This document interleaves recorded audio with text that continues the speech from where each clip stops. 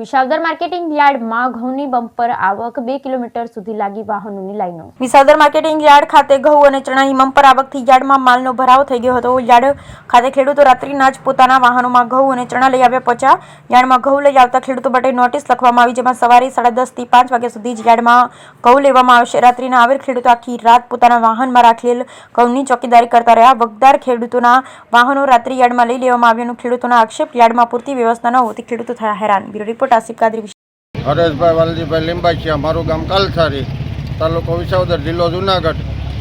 યાર્ડમાં એવી નીતિ હાલે છે કે ખેડૂતને હેરાનગતિ કરે છે। ખેડૂતના 12 ટ્રેક્ટર અંદર વીયા ગયા, 3 ટ્રેક્ટર બહાર રાખ્યા, તો રિવેસ ગેટની અંદરથી રિવેસ ટ્રેક્ટર શું કામ લેવડાવ્યા? તો ખેડૂતનું હાલે કે વેપારીઓનું હાલે કે યાર્ડના મજૂરોનું હાલે છે? આમાં અમને એ કાંઈ સમજાતું નથી।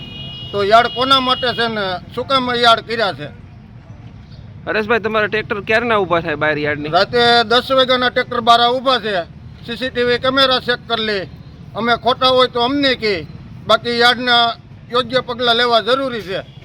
ખેડૂતને હેરાન કરવા, ઢોરનો ત્રાસ, રાતે 15 ગાવું ઘઉં ખાઈ જાય,